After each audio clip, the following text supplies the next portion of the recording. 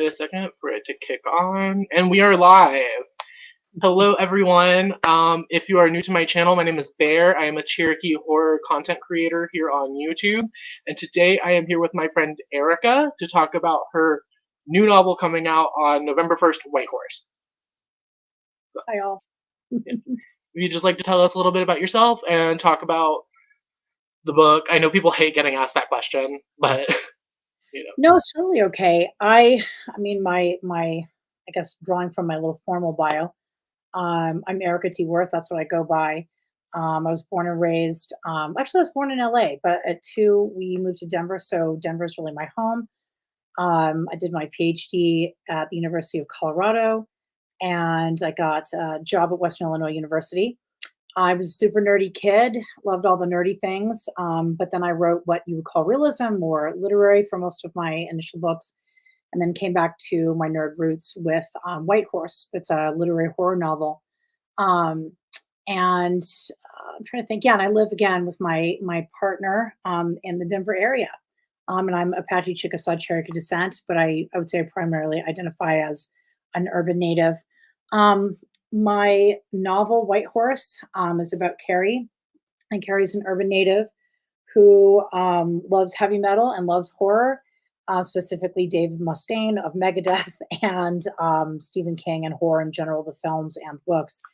And she despises her mother because she believes that her mother abandoned her when she was 2 days old. But when her like super sweet, well-intentioned white cousin Debbie unearths this ancient bracelet of her mother's, and Carrie touches it, her mother's ghost starts haunting her, and then this monster invades her dreams, and Carrie decides she has to find out what happened to her mother after all.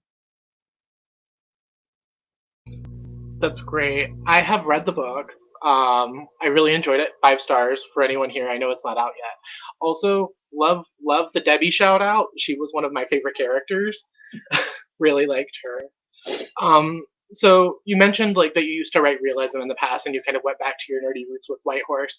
I know you had Buckskin Cocaine. You had Crazy Horse's Girlfriend. You were in some anthologies, and Never Whistle at Night, which comes out next year. You also have a story in that. I do, yeah. How did the experience with White Horse differ from those other novels, from plotting to publishing, like all the way through?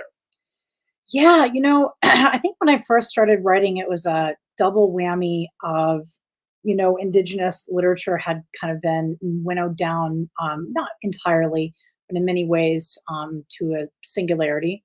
And people were not really into it. And I was still struggling when it came to plot and structure. And I would ask some of my more realism or literary peers, like, hey, what do you do for plot or structure? And they kind of had answers that weren't satisfying or workable for me. Sorry, my necklaces are tangled. And they would say, oh, screw plot, and plot doesn't matter, and plot's Hollywood. And in all honesty, I valued the things they valued, like depth of theme and complex characterization, and attention to form and language. But I valued story. I'd always valued story, probably because I was a nerdy kid. And so eventually, I'd written these books that I think, especially Crazy Horse's Girlfriend, eventually came to have, I think, a good plot structure to it. But I kind of, was banging my head against the plot wall in that regard. And when I met my partner, who's a thriller writer, David Heska Wanley Wyden, he was kind of starting at the beginning. And it was like a really good reboot for me. He was doing his MFA at the Institute of American Indian Arts. And he was like, well, I'm a thriller writer, and plot is something that you have to be good at. And he was like, I'm reading these more nuts and bolts books. And so I read, Save the Cat, writes a novel. I understand that people consider it beneath them, but the beat sheet chapter for somebody who had studied all the fancy stuff was actually like, oh, this is a blueprint, a basic blueprint that I might deviate from, but this is what other folks, have used. And it gave me just a sense of what structure might be. Then I went on to read Thrill Me by Benjamin Percy, Damn Fine Story by Chuck Wendig, Jane Cleland, who's also a thriller writer, uh, Mastering Structure, Suspense and Plot, I think it's called, or Suspense, Structure, and Plot. And they were so helpful for me because I have a messy mind. I was trained by literary people, and I needed something that like said, well, this is how you would design a catalyst or a red herring. And I was really influenced by the thriller writers and the crime writers. And then, like I said before, a lot of it was as a kid, I didn't want anything unless it had a ghost or a demon or an elf or a spaceship. And someone tried to give me a copy of To Kill a Mockingbird, and I was like, "Where are the dragons?" It's very like, eh. And then it got ironed out of me, right? Especially at the time, anything besides realism was considered beneath people. And there were supposedly two genres, literary and genre, which neither are genres. And so when I decided that I wanted to get back to my nerd roots, I was watching Lovecraft Country, I was reading Mexican Gothic, and my brain just sort of turned on like a light. And I had to work really hard when it came to structuring. I had to work really hard because my point is not just to scare somebody, but it is kind of part of what horror does. And even if people have read it and they're like, well, I'm not terrified, that's fine as long as I'm still kind of like working to that effect. And I did. I worked very hard throughout very different permutations. And my book also, I think I'd written a bunch of articles on Native Lit. I think I had the attention of some editors. My time had sort of come. There was Black Lives Matter. Publishing paid me. And there's some real attention to the fact that, there needed to be a diverse group of different writers from each demographic. And I had some game. And so this round, I had a number of agents competing for me. My book sold in like, I think 3 days once the agent I decided to go with uh, put it out, and I was working with a couple editors. One made an offer very very quickly, and so it's been a very different thing than it was before. I'm going on, but my indie publishers were amazing and wonderful, but there was only so much they could do. But there's just with the big five, they have a bigger budget and bigger influence. And when some like big things started to happen, they were able to really put the money behind me. And then it sort of took fire. Like people were interested. It seemed fun to them. They were interested in the heavy metal aspect, the horror aspect, the indigenous aspect, and it seemed to move forward really well. So I will stop babbling here. Honestly, this is your moment. Just ramble as much as you want. I love it. Yes to Mexican Gothic. Yes to Lovecraft Country. Fantastic storytelling. Um, One thing I did want to touch on with this, because we are both Indigenous and we are both big horror people like you, if it didn't have some kind of fantasy aspect, and I consider horror a subgenre of fantasy, I was not interested in it. So, how did your personal experience as a Native person and a horror fan influence the writing of White Horse? Yeah, I think, different indigenous people have different discussions about what they think is permissible to write about or not. But I feel really strongly like everyone has to do what's right for them. But for example, a lot of people, when their grandparents went to boarding schools, like my partner, my grandmother went to a day school.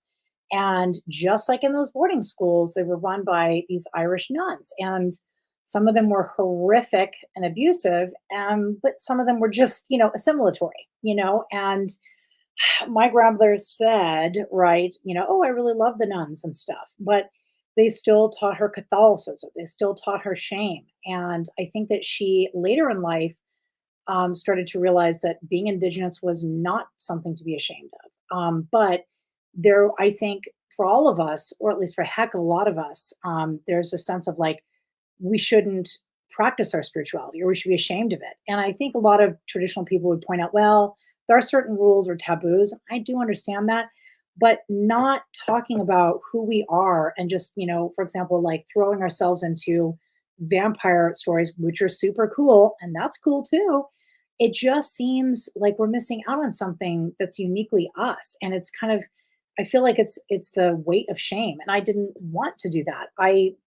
And also, again, I was just a geeky kid beyond just being Indigenous. I was a geeky kid, and that's the stuff that I loved. And I think there's some gritty realism that is fabulous and wonderful. I love, for example, Brandon Hobson, Kelly Jo Ford. Those are two realism writers in the Indigenous tradition, contemporary Indigenous tradition. I adore them personally. They're knockout writers.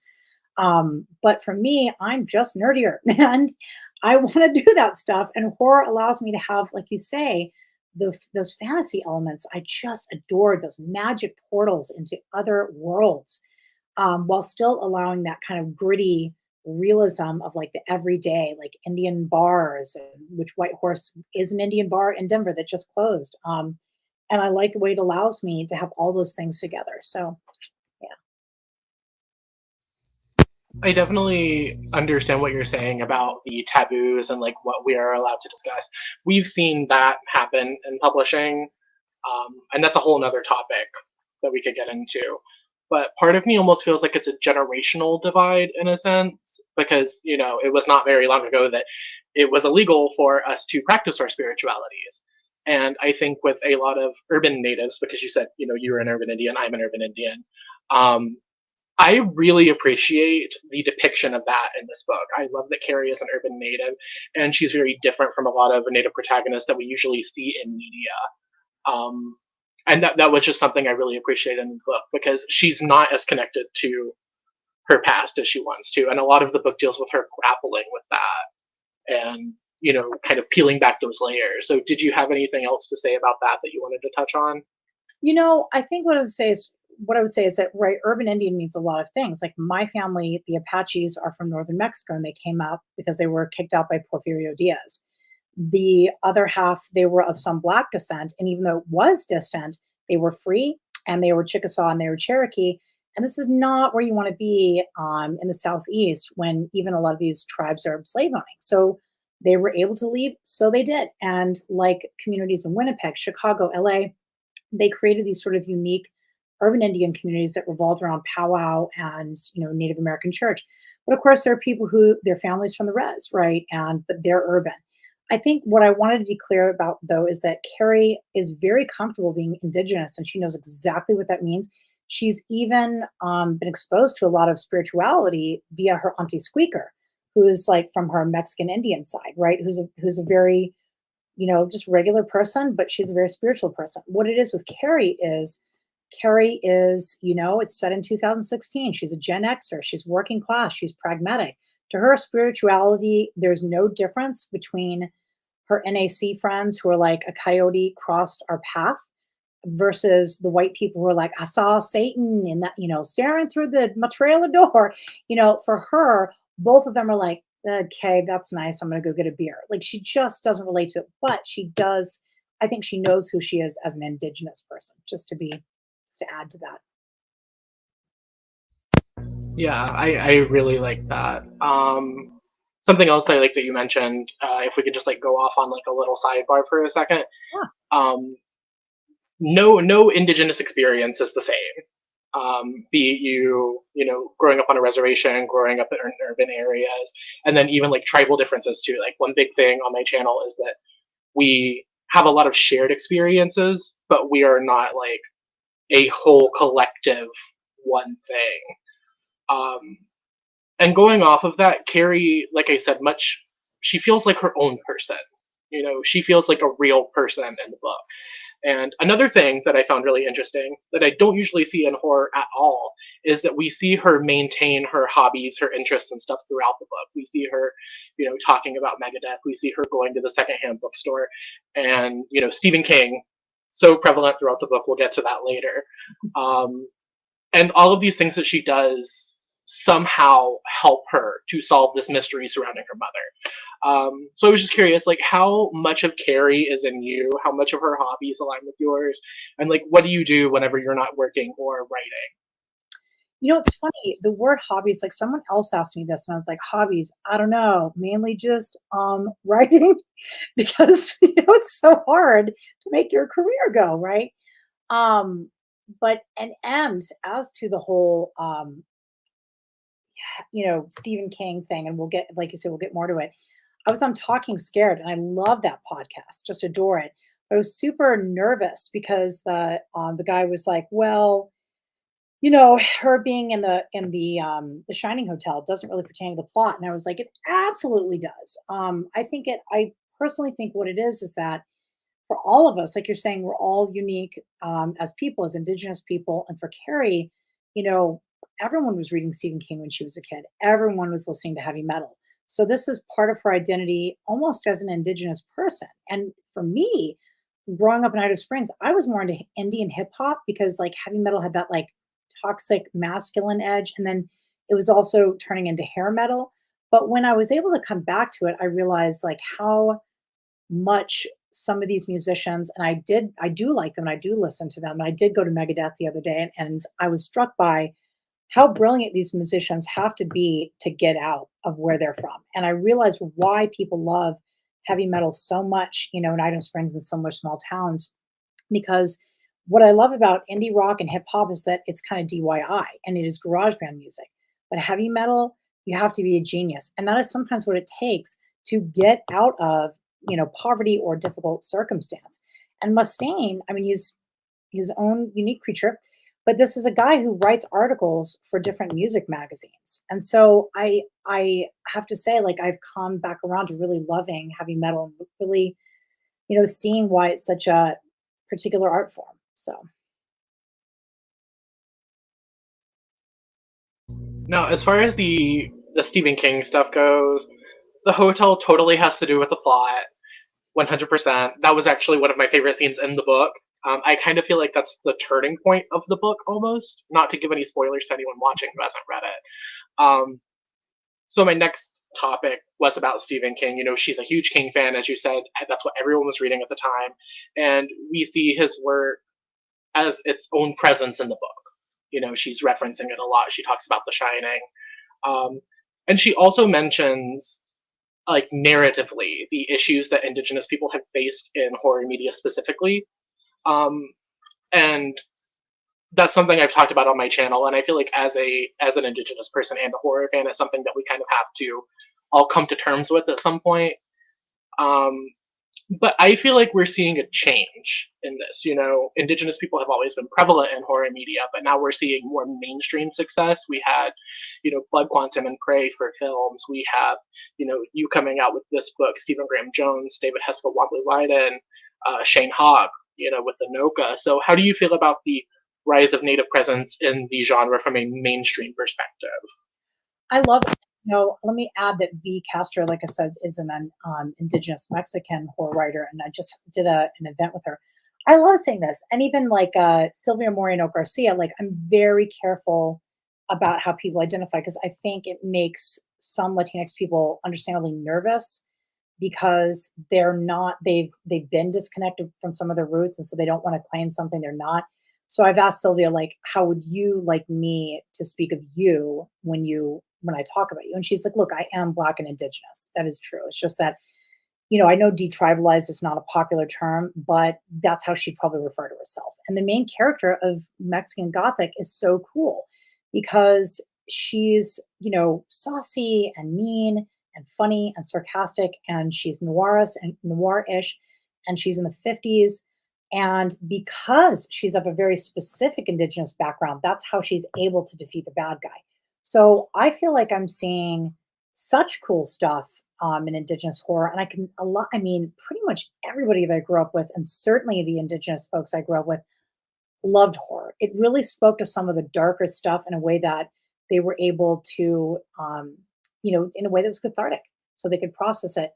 And I think, with King, like, seems like a reasonable guy. I think that there have been some complaints about his indigenous characters, and I think if he had to do it again, he probably would do it differently. But it's true that we've always been kind of the bad guys. What I will say about being the bad guys is that in some ways it's preferable to being like the cheesy shamanistic pan-Indian good guy. I'll say that.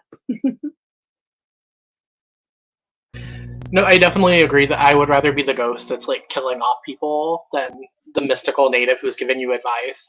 Um, I feel like it's not just in horror media that we see that, though. I mean, we see that in a lot of different things, kind of reduced down to these tropes. I mean, I could go on an hour long discussion about Twilight and all of that. Um, but yeah, Sylvia Moreno Garcia, fantastic. I have not read anything by V. Castro, so where would you recommend starting with her? Well, her book that's coming out that I think is gonna blow it open is The Haunting of Alejandra. So, I think she's got just today, she's got if you like the Alien series, she's got a sort of like, when you can write in a series, I think it's called Aliens Vasquez.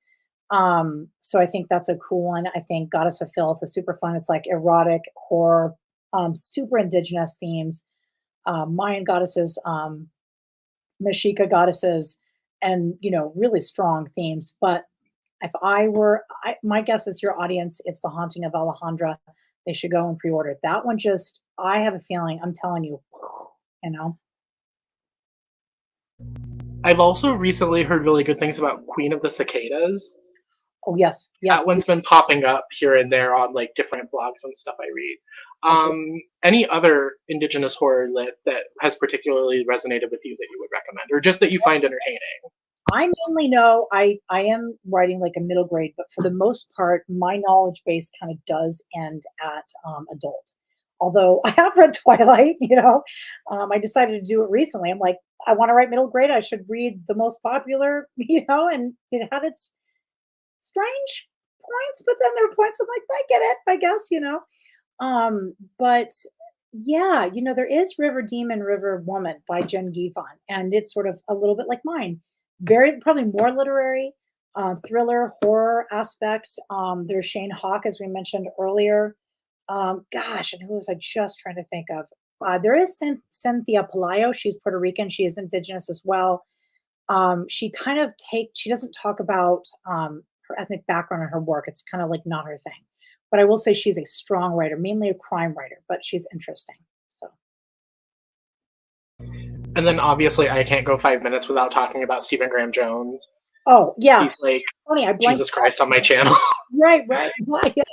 No, Steven, I love Steven because my joke is because, like, my joke is always this, and it will probably make Steven uncomfortable, but people note it a lot that he looks like there should be a wind machine on him perpetually. But, you know, if you just get to know him for 5 minutes, you'll see that he's a tremendous dork. And he's like, I like comic books, and he's actually just a lovely guy and a really interesting, weird writer. And I love his wife, she's super cool. And so, he's such a, I love that he was kind of, he had a similar trajectory as me. He, realism, realism, realism. And then he was like, nope, I love horror and I'm doing this. And I think that was part of what influenced me because I realized like, if he can do it, I can do it. I can switch. I can do what I want. And so I'm so glad that he did that. And I will say too, as someone who is trying to collect a copy of every single Stephen Graham Jones book, the out of print ones are ridiculously hard to find. It's very frustrating. But I did just get an arc of Don't Fear the Reaper today. So that's going to be my next read after I finish my current one. Oh, And fabulous. talking about Stephen, we know how much he loves Scream. So what's your movie? Scream is fun. I just did actually a little video for Flatiron, my press on the old TikTok, right? But Scream is fun. I love Scream. I could watch Scream anytime. I haven't watched all the Screams, but I decided to recently and they're fun. But for me, 100%, it's The Ring. I love The Ring. It's an art house film, right? It is, I compulsively watch it. I watch it constantly. I also love the Conjuring series, adore it. The Empty Man, love that. But The Ring it's scary, genuinely scary, but it's also brilliant, magical. It's like this doorway via images into an unfolding story. And then the story doesn't end and it's not a happy ending at the end. And I love that. I love that about horror because when I was writing realism, it was always like, why is it so dark? Why is it so dark? But an American audience will put up with, and in fact, want often an unhappy ending in horror. And I find that fascinating. And The Ring is just pristine in every way. It's a fabulous movie. So I have seen those TikToks that are like, oh, I would survive the ring because I wouldn't watch the video. And I'm like, if you put that as like a 5 second clip on TikTok, everyone would watch it and we would all die. It would go right. viral. I was thinking about like what would be the newest ring would be like, exactly a clip on TikTok, right? Yeah. Okay, so I did go on Patreon and ask people if they had any questions for you. And Heather wants to know about the cats in the book. We love the cats, particularly that one specific bar cat that Carrie's like, this one's my favorite. I'm going to take him home. So are you just a cat person or was there something more going on with the cats? I have a ton of cats and dogs. And I've got as you can see, my fluffy white dogs right here. They're very adorable and not barking at least. But I freaking love cats. I had a black cat named Dinah and she was such a jerk and I adored her anyway. I loved her so much. And sometimes she loved me. And, she passed away. And then my stepson, my eldest, is allergic. So we can't have them. but we have these two fluffy white dogs. But yeah, I'm the person who dogs too. But like when I come into someone's house, I'm like kitty, and I'll just hope that it comes to me. I just love cats. So Yes, I am all about the cats too. Um, Anything else that you would like to just mention before we wrap this up about Whitehorse? Like I said earlier, it comes out next week. Actually, it comes out in exactly a week. yes, So that's exciting. November yes. 1st. Yeah, I guess, the cheesy thing to say is follow me on all the social medias. It's Erica T. Worth, ErikaTWurth. If you're in Denver, I collaborated to do a room with Meow Wolf. It's called Convergence Station here with a visual artist, and I'm going to have my book release party and reading November 1st in Meow Wolf. November 3rd, there's a reading at Tatter Cover. And then I'm in LA, San Diego, Seattle, New York. Then I come back and then I'm in Boulder. And then I'm in Miami for the Miami Book Festival. So if you're looking to see me read and have me sign a copy, I'm in you're in one of those towns, come on by. So I do have your website in the description of the video. I will update that with your socials and your tour. Um, but yeah, I think that's all that we have today. Thank you for talking with me. I really appreciate it. Yes, thank I'm very excited. Everyone, go pre-order Whitehorse. Go buy it. Go read it. Go love it. It's fantastic. Oh, Yeah, thank you so much. I so appreciate this. This has been lovely. thank you. All right. We will see y'all later. Okay, bye.